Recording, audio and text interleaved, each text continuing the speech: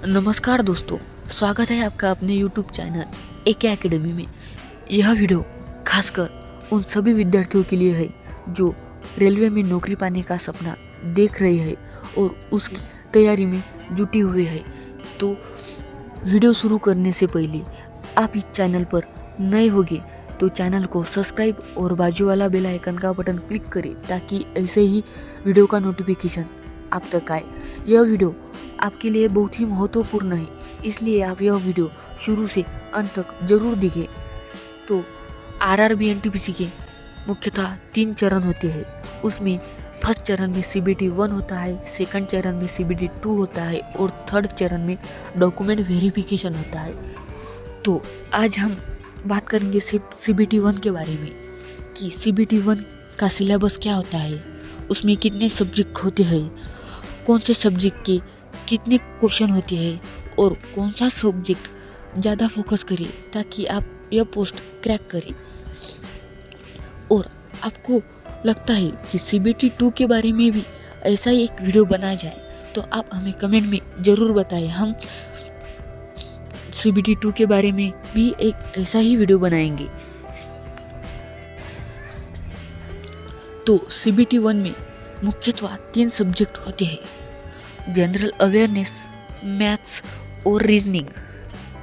तो general awareness 40 question आते हैं 40 मार्क्स के लिए, मैथ्स के 30 क्वेश्चन आते हैं 30 मार्क्स के लिए और रीजनिंग के 30 क्वेश्चन आते हैं 30 मार्क्स के लिए, यानी टोटल 100 क्वेश्चन होते हैं 100 मार्क्स के लिए और आपको 90 मिनट का समय दिया जाता है। तो चलो दोस्तों, हम इन तीनों सब्जेक्ट को डिटेल में समझते हैं।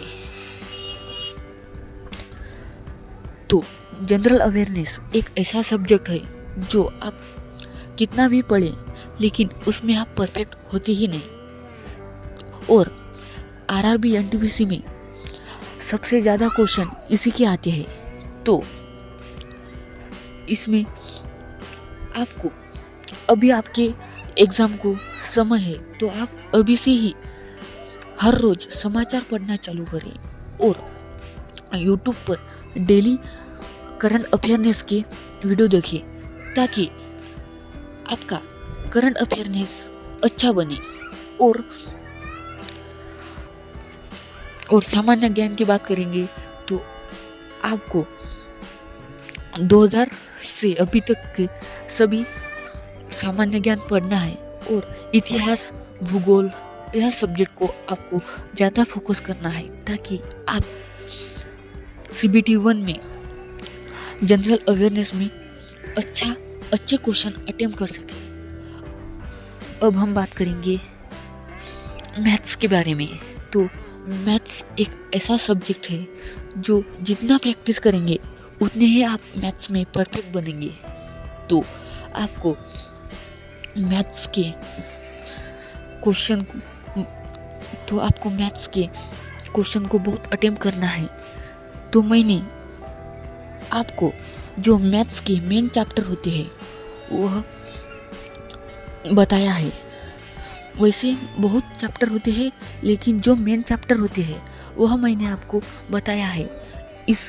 यह चैप्टर आपको हर एग्ज़ाम में देखने को मिलेंगे, इसलिए आपको यह चैप्टर की प्रैक्टिस करना है, मतलब करना ही है। आप भी मैथ्स के ज़्यादा से ज़्यादा क्वेश्चन अटेम्प्ट करें।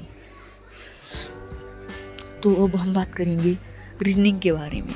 तो रीजनिंग भी एक ऐसा सब्जेक्ट है जो आप जितनी प्रैक्टिस करेंगे उतने ही आप उस सब्जेक्ट में परफेक्ट होते जाएंगे।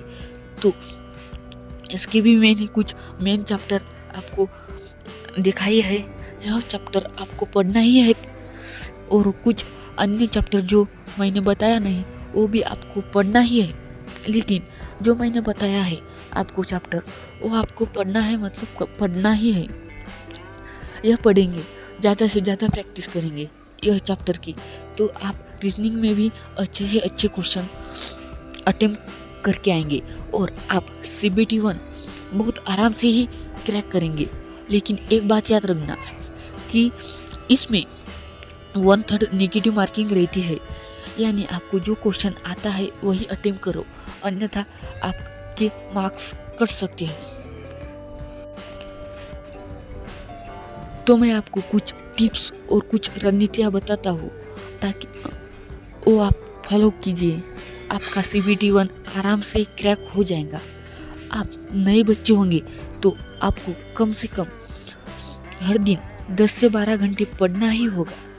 कुछ भी करके आपको 10 से 12 घंटे पढ़ना ही होगा। और पुराने बच्चे यानी उन बच्चों का कुछ ना कुछ सिलेबस कवर हुआ होगा, वो कम से कम 6 से 8 घंटे पढ़ना ही होगा।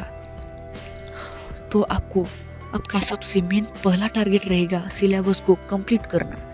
जैसे ही आपका सिलेबस कंप्लीट होगा, आपको पिछले कई सालों से RRB NTPC के CBT 1 के क्वेश्चन पेपर को हल करना है, ताकि आपको अंदाजा आए कि किन सब्जेक्ट को ज़्यादा फोकस करता है RRB NTPC और किन सब्जेक्ट को कम फोकस करता है, यह आपको अंदाजा आएगा। और जैसे ही आपने पिछले साल के क्वेश्चन पेपर हल किए, आपको फिर मॉक टेस्ट देना है, ताकि आपको पता चले कि आप कौन से पोजीशन पर हो। ज़्यादा से ज़्यादा आपको मॉक टेस्ट ही देना है, ताकि आपको आपकी रैंक पता चले कि मेरी पढ़ाई कहाँ तक चालू है, कैसी चालू है।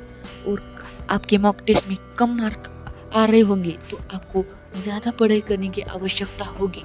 और आपकी मॉक टेस्ट में जो क्वेश्चन गलत हो रहे होंगे, आपको वह ध्यान देना है कि यह क्वेश्चन कौन से चैप्टर का है।